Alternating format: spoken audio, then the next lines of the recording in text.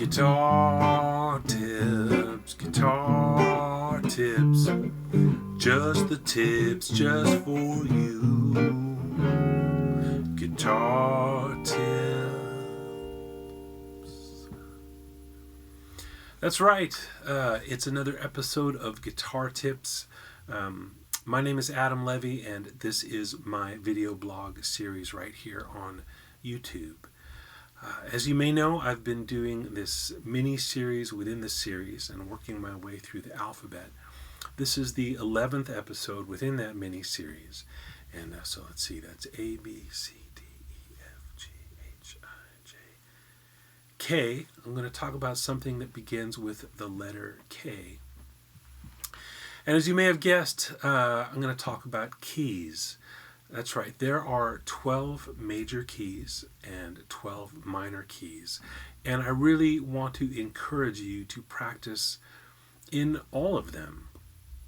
That's really what being a complete guitarist, a complete musician takes. Not just being able to play stuff in the typical guitar keys, not just being able to play songs in the keys that they're typically played in, but to be able to take a song that you like to play and play it in any key, or to take a melody that you hear in your head and be able to move it around into different keys.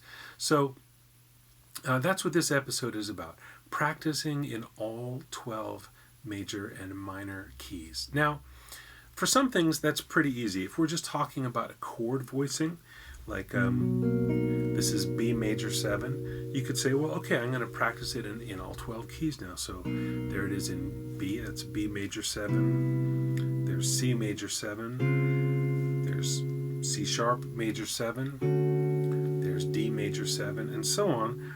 That's good, that's useful, but it's not quite the thing that I'm getting at here. And by the same token, you could say, well, I'm going to practice, here's a G major scale. So right now I'm practicing in G. Okay, now I'll practice in F sharp.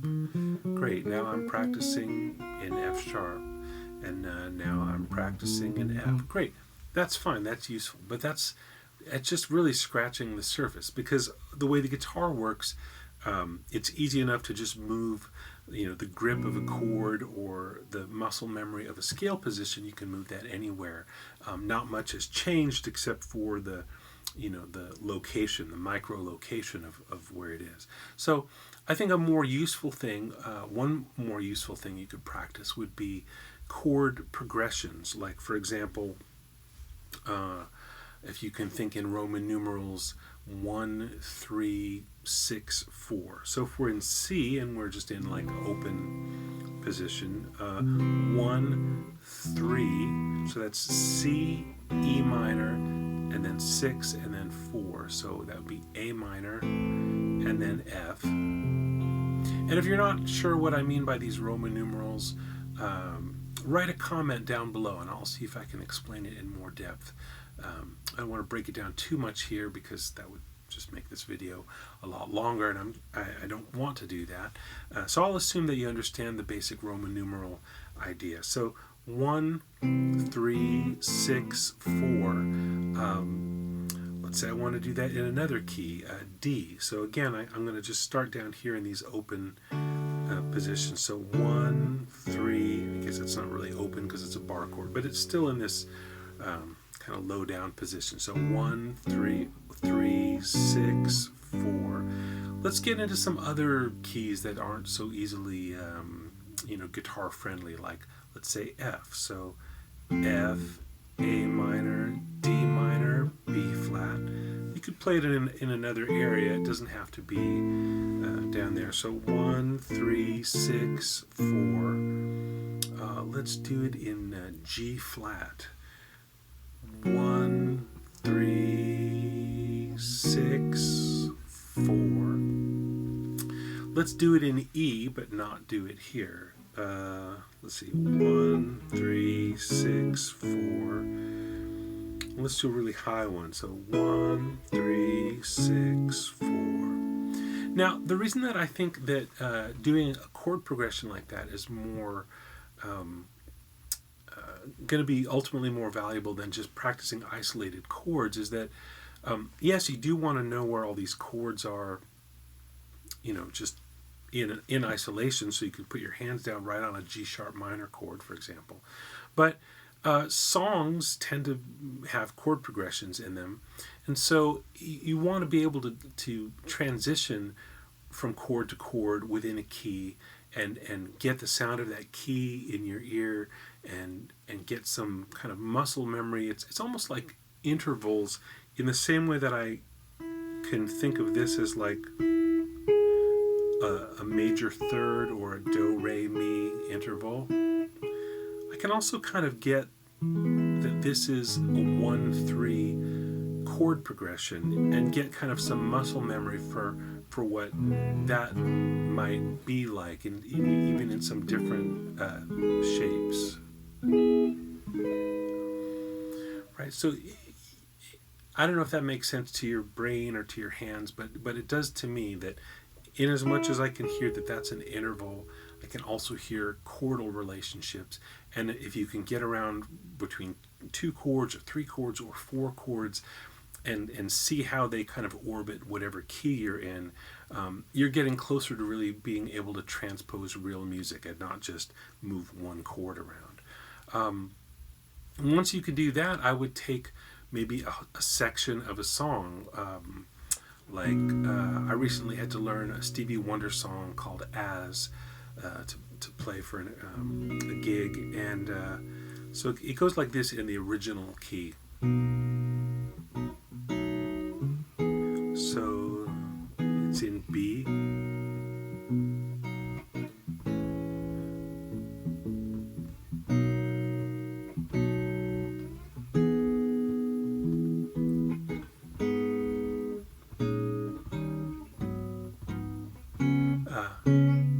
There it is. Yeah, that movement is. So it's in B. Starts on B major 7, then goes B7, then goes E major 7. So it's 1 major 7, 1 dominant 7, 4 major 7. And then it stays on the 1 major 7 and then goes down a whole step to the flat 7 major 7. Back to 1 major 7, 1 dominant 7, 4 major 7, then 6 minor, and a quick 2-5 of that 6 minor. Then back to 6 minor, making it a 7th chord that moves down to 6.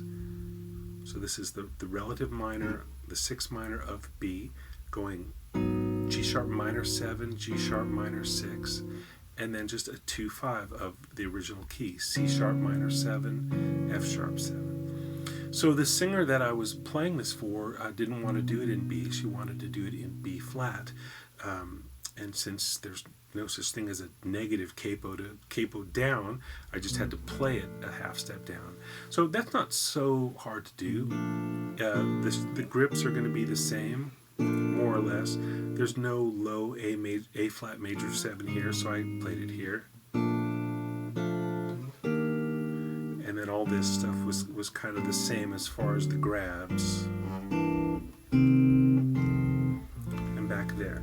But let's say you wanted to do it in D. So 1 major 7, 1 dominant 7. I might grab the 4 chord here instead of going all the way up here. This is just not as nice and round of a sound. This doesn't feel like a bass note anymore. So I might do this.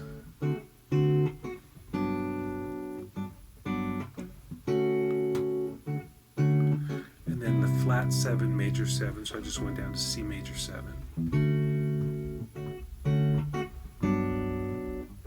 So now remember, we're in D and we want to go to the 6 minor, the relative minor. So it's B minor, and then quick 2-5 on that. And I think I would just use these same grips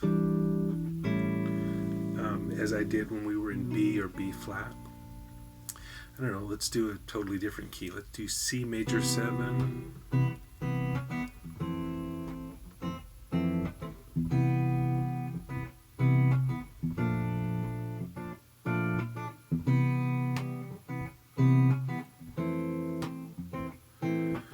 the relative minor, and then a quick 2-5. So I'm not doing the same grips anymore. I'm just trying to grab the chords down here, and then A minor 7, A minor 6, and then I need a 2-5. So I'll do D minor 7, G7 there. I could have done it here, but there is a nice thing that with this voice in the middle of all that.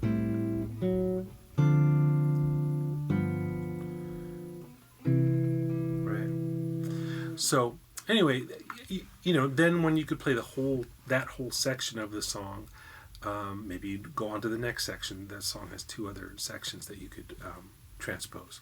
So then that starts to be something you really are practicing in different keys, not just a grip, but movement, stuff that's in motion. That's really important. So the next thing I would do is transpose melodies. Instead of just scales, like I said earlier, take a melody. This is not a common melody, but it's a Vivaldi violin concerto. It's just something that I've had in my head for the last couple days. So I'll play it. It's in A minor, and it goes.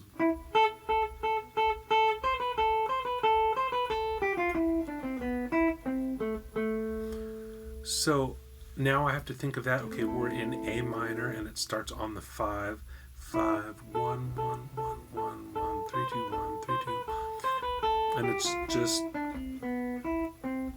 That stuff I just think of as it just keeps going down the scale. It's just intervals.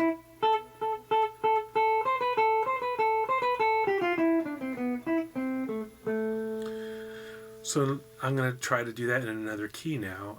All I can really think of is the beginning of it. It goes from the 5 below the root up to the root. It repeats the root, and then it jumps up to the minor 3rd, and then kind of works its way back down. So I'll try D minor.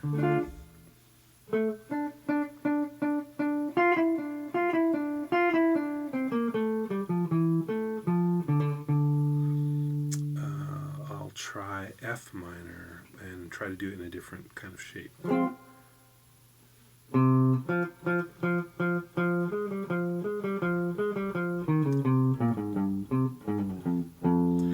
And even a half step down from that would be useful. It seems like it's so close, but it's just a different color really in your mind, or at least it's a different color to me.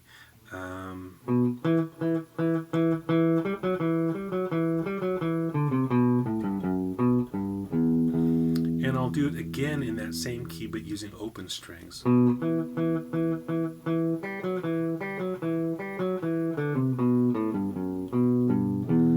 Which is a little bit different thing for your fingers. So now I'll try it up here in G minor.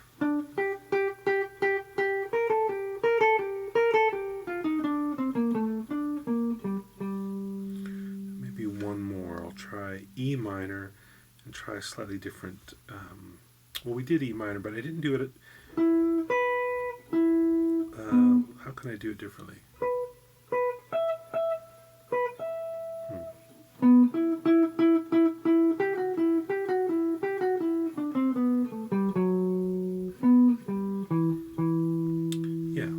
So hopefully you get the idea. If you don't like Vivaldi, you could take a lick, a guitar lick that you like, or a melody that you like. That's just something that's been stuck in my head, so I wanted to work it out. What else? If you use iReal Pro or some other kind of jam tracks, band in a box kind of thing, an app on your phone or your iPad or whatever. Make sure that you practice tunes not just in the standard real book keys, but in any key. Because you really, first of all, you never know what key somebody's going to call a tune in. If you're, playing it at a kind of beginning to intermediate level, everybody plays the same tunes in the same keys pretty much all the time, except a singer who might want to change it for vocal register reasons. But once you get to play with more, seasoned players, they'll want to play stuff in different keys, either just because of the challenge of it, which is good enough reason, or because they want to play it in a key that really speaks on their instrument. I have a bass player friend named David Pilch who I play with a lot, and I recently asked him if I was going to put a tune in a different key, if he would, the bass is tuned like the bottom of a guitar, E, A, D, G, but an octave lower. He plays, the upright bass. And I said, assuming that E is your lowest note, would you rather have it be, the one chord, like we're playing a song in E, or would you rather have it be the 4 chord if we play a song in B, and then you can go down to this low note as the 4, or have it be the 5 in A, or you know what I mean? Like as the bass speaks, like, is it nicer to have that bottom end of the bass be the key that we're in, or have it be some other chord that you can go to from the tonic? I was trying to think on the bottom end of the music, or orchestrating our little trio. We're just a 3-piece group with guitar, bass, and drums. And he said that stuff didn't matter to him that much. It really had more to do with if he was going to play the melody on the bass, did it sit in a register that made sense? Because on the bass, if it's too low, it's just going to, if you're trying to play a melody that's down at the bottom of the bass, it's really not going to speak very well. And if you have to move it up too high, then the bass player's up here, off the fretboard, or it's not really a fretboard on the bass, off the fingerboard in thumb position or whatever. And so you want to find a sweet, he was saying he liked, if we were going to move keys around, to find something that where the melody could really sit well on the bass. So now I forgot exactly what my point was, other than to say people like to do things in non-standard keys. So don't always play things in the standard keys. Now I'm talking about jazz tunes. Obviously, if you're going to play, Under the Bridge or something by the Red Hot Chili Peppers, pretty much everybody's going to play it in that key. Though that said, I recently played a gig where I had to learn Josie, the Steely Dan song, and on the original recording it starts out like this. So it's in E minor.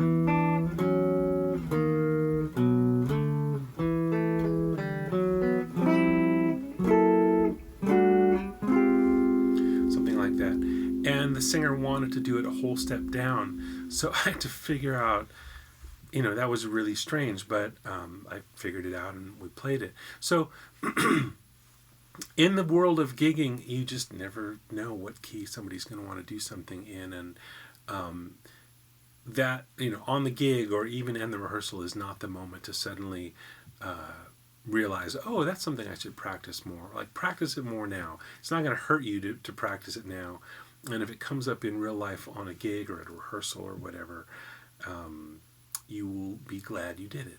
So that's it. That is this week's tip from the ABCs of Guitar Tips. I'll be back next Wednesday with another episode, something that begins with L. And I'll see you then, or at least you'll see me then. So stay tuned and take good care.